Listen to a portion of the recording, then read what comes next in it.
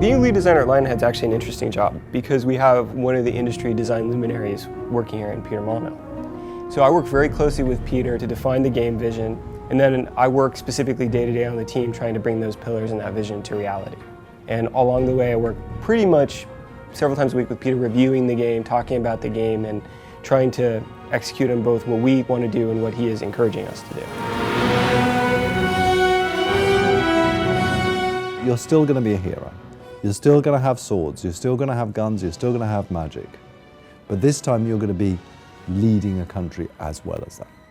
We're not going to make it easy for you though. There are going to be challenges in your rule. Like many of us have seen, the leaders that we elect in today's world often age badly in the first couple of weeks when they realise the enormity of the problem that they're taking on. We have always been a game that tries to be fairly accessible and something that hits a broader audience.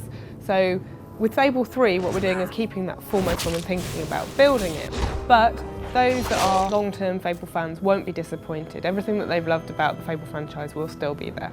A role-playing game is all about, this is me playing the role of a hero and a king or a queen.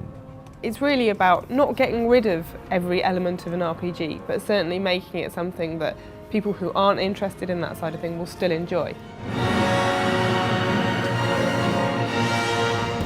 New technology in Fable 3, I think the main thing for me is Simon nodding in the background. The tools are actually a bit slower at the moment, so I probably wouldn't want to talk about that. We've got a real issue with that. Move on. Obviously, with Fable 2, we had a stable code base to work from, so we've mostly been working on new cool things to go and put into the game.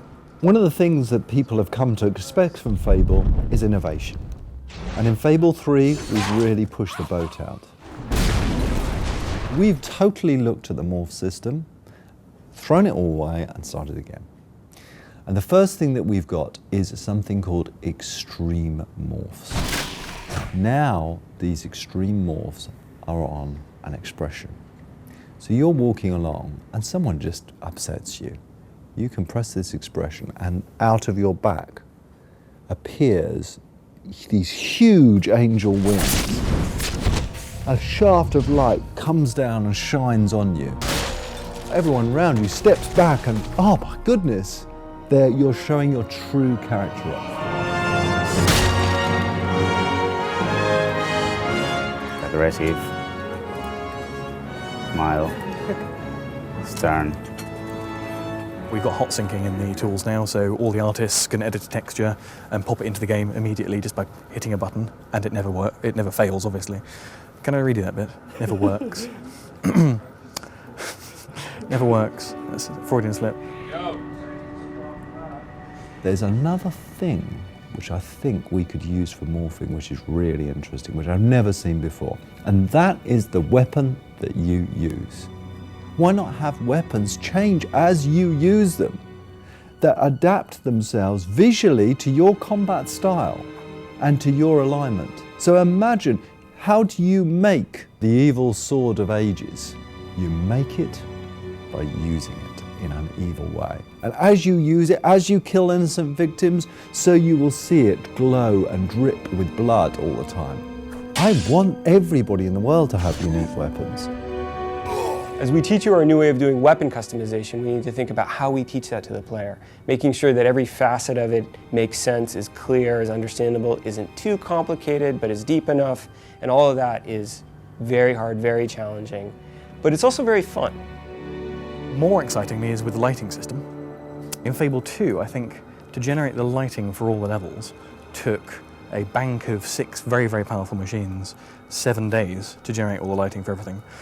Today we've got a bank of 1 machine which generates all the levels in 5 hours, which is a lot better. We've also been looking at how you express yourself, and we're giving you the ability to touch things. Now this may sound strange, but imagine this, being able to reach out and touch your girlfriend in the game, being able to hold, persuade, pull, push, all that can be done dynamically.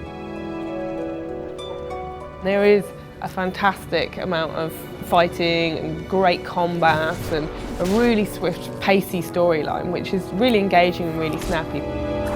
Fable 3 is going to be a damn good adventure.